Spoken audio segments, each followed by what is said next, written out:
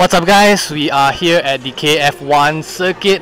To my right I have Mizro, with me Sam and Zahid, and today we are here for the KTM Duke 125 and 390 demo test day. So we'll be talking about some of the things that we liked or didn't like about the KTM 125 and 390 Dukes. So let's begin with the 125, I guess. I think Sam had the most experience with the 125 and he probably liked it the most out of all of us, so I'll be handing the mic over to him. Sam?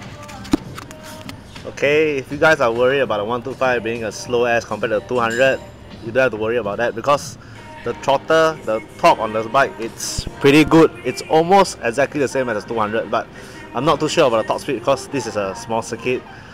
Firstly, and secondly, the ABS on the rear wheel is shitty. Okay, the brakes, you don't feel much of the brakes because of the ABS, which I think can be turned down, which I'm not too sure. If it can be turned down, it should be fine, shouldn't be a problem. But if the ABS is a bit, braking is not responsive at all at the rear, but the front brake is good. The ergonomics of the bike is pretty similar to the old bike. I would say it's like a bicycle with motors on it. Yeah, so that's all for the 125. Basically, it's almost the same as a 200, but maybe lower cost of maintenance since it's a 125. Yeah. Alright, so that's a 125. Personally, I think anybody else took the 125 other than me and Sam? No? No. So I was the only one who took the 125, and personally speaking, other than the shitty tires, the shitty brakes, the rear brakes in particular. Okay, for me, I felt it was excruciatingly slow as fuck. I mean, maybe that's also because we ride a DRZ 400. Yeah, I mean, I rode a DRZ 400. Right, yeah, but for somebody like me, when I was trying to pin it through the straights, it was excruciatingly slow.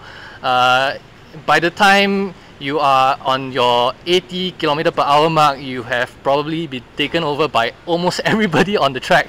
And this is probably not the selling point of the 125.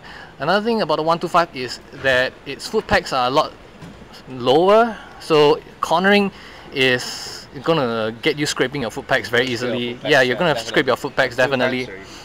What else? Oh, but come to think of it, I felt the 125 was a lot more comfortable than the 390. Definitely a lot more comfortable than the 390. And if you ask me, it's probably more commuter oriented than actual sport riding. If you are starting out with the Class 2B bikes, I would say the 125 will probably be good enough compared. Okay, I don't want to say this but my CBR 150R lacks a lot of power compared to the KTM, so it's pretty shitty. Yep, so if you want to start on a KTM, it's not a problem. Should you go for a 200? Probably, I don't know, I'm not too sure, but the 125 looks sick as well. CB 150 do not have an oil filter, does not have an oil filter, so yeah, just get the KTM 125. Thanks. Alright, so now we'll move on to the Duke 390. The Duke 390, I think Mizro had the most fun on it, so we'll let Mizro talk about the 390 instead. Okay, so for the 390, I actually think that it has a lot of power. It's very torquey. I think the 125 and the 390 is very torquey bikes. The throttle was amazing. Its handling was amazing, but I think that there were chances that you could actually slip out on the corners. I think you'll see a video from him soon. But anyway, I think that even though you can see on my video that it's amazing, but I was speechless for it. But it also had some bad points. I think that it's such a compact bike that sometimes you just and the ABS is very intervening on when you are cornering. That's what I can say. If you are thinking about the 125 or 390 and you have a Class 2A, I think just go for the 390. You'll be a better choice. Yes, definitely. Price point as well. We'll touch on the price point. And out of the four of us, I think the one that actually pinned the throttle and went crazy was probably Zahid over there. So let's, from the viewpoint of a crazy maniac, what the 390 will be like. Okay, first of all, I'm not a crazy maniac. I ride 90 on the highway. That being said, I feel that the bike itself doesn't give you a comfortable position when you are cornering, or maybe because the circuit is really small and I'm not able to get that comfortable leaning position. But honestly, I feel that the ride-by-wire throttle is really amazing, because I rode a 390 bike before, and the difference between the new one and the old one is really huge when it comes to the throttle, because yeah, ride-by-wire itself doesn't feel that you don't feel any resistance when you're trying to pull the throttle. So it is fed by sensors, so it feels really smooth and really sensitive.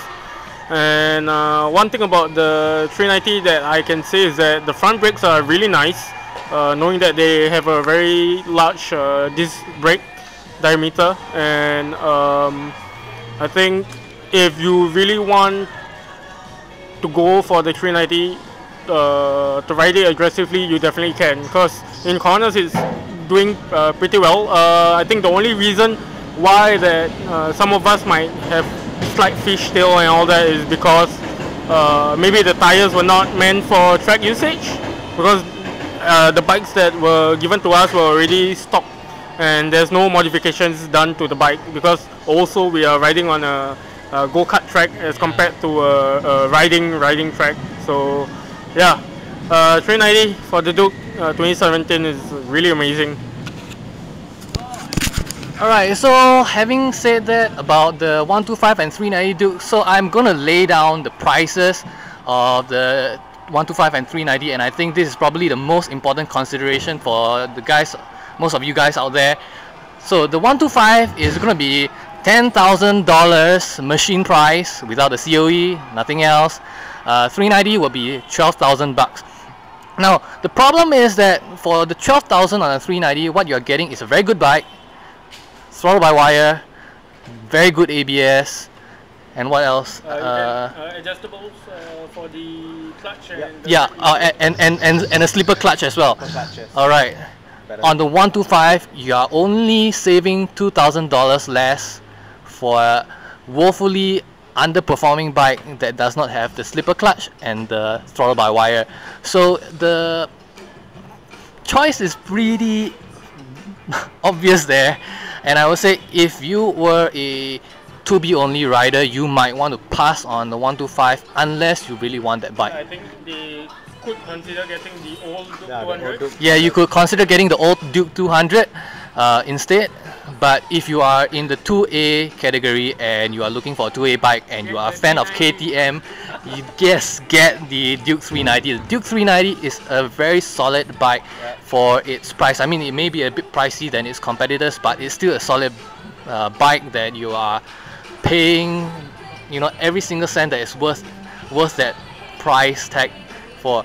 So that's all for today's episode, and I hope you like this video. If you like it, give us a thumbs up, and of course if you haven't subscribed to my channel, okay, do hit the subscribe button down below. Okay, and the links to these guys, these idiots' channels will be down in the description below. Don't need to follow me. Yeah, Zai doesn't vlog. Okay, so Go for the 390. go for the 390. Okay. It's fun, but like fresh. Alright guys, that's all for the day, and I'll see you next time. Peace out. Bye bye.